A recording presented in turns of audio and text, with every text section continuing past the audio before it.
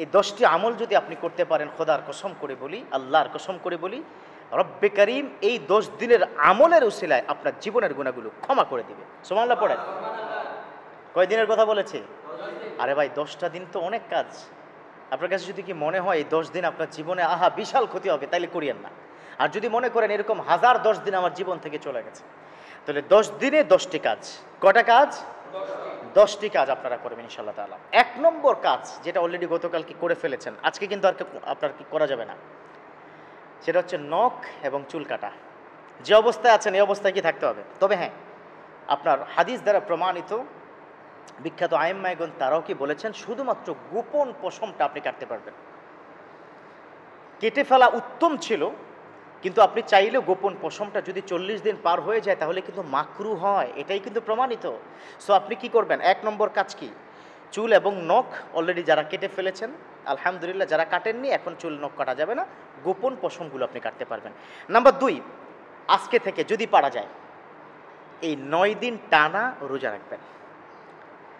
আমার বিশ্বনবী তিনি বলে দিয়েছেন, মান সামা ফি শাহরিল জিল হজ্জা গফিরা লাহু মা তাকদ্দামা মিন জামবি। বিশ্বনবী বলেছেন, দুল হজ্জাতে যদি কোনো বান্দা কোনো ব্যক্তি রোজা রাখে, ওই 9টা রোজার বিনিময়ে গফিরা লাহু মা তাকদ্দামা মিন জামবি, পিছনের গুনাহগুলো আল্লাহ ক্ষমা করে দেয়। সুবহানাল্লাহ। 9টা রোজা একটু কষ্ট করে রাখার চেষ্টা করবেন। অনেকে হয়তো পারেন না, তবে গ্যাপ দিয়ে কি রাখা যাবে? হ্যাঁ রাখা যাবে। 9-এর জায়গায় কি 3 রাখা যাবে? হ্যাঁ কি রাখা যাবে, তবে 9 রোজা রাখার চেষ্টা করবেন।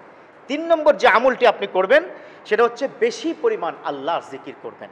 মাশাআল্লাহ, আমার সামনে কি মুসল্লি অনেকে আমি কি দেখেছি তাসবিহ নিয়ে সারাক্ষণ তাসবিহ পড়তে থাকে। হ্যাঁ পড়েন, আপনি জিকির করেন, কারণ জিকির তো এটা আল্লাহর বড় নিয়ামত। রব্বুল আলামিন বলেন, ফাযকুরুনি আযকুরুকুম ওয়াশকুরুলি ওয়ালা তাকফুরুন। ফাযকুরুনি, তোমরা আমাকে স্মরণ করো, আযকুরুকুম, তোমাদের স্মরণ করব। সুবহানাল্লাহ।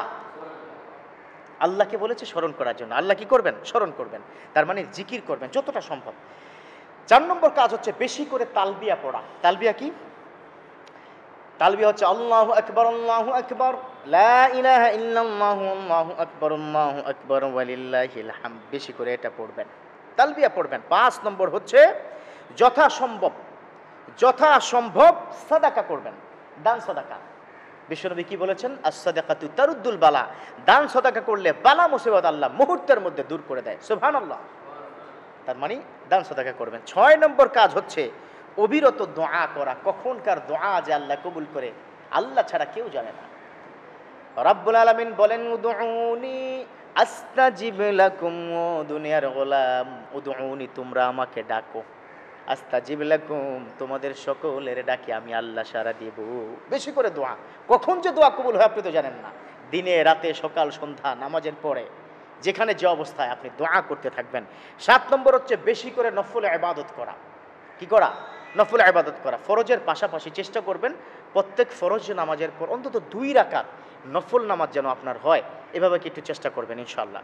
8 নম্বর হচ্ছে তওবা করা। It's the most important and vital part of your life. Repentance, তওবা। আল্লাহর কাছে তওবা করতে হবে, কারণ কখন আমি মারা যাই জানি না। লা ইস্তাখিরুনা সাআ ওয়ালা ইস্তাকদিমুন।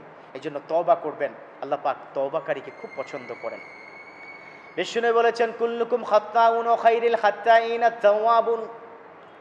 তোমরা সবাই পাপী, আর পাপীদের মধ্যে সেই হলো শ্রেষ্ঠ পাপী আল্লাহর কাছে প্রিয় বান্দা।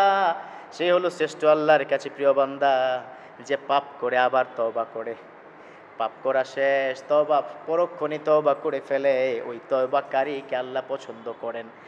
আবার রব্বুল আলামিন বলেন, ইন্নাল্লাহা ইউহিব্বুত তাওয়াবিন।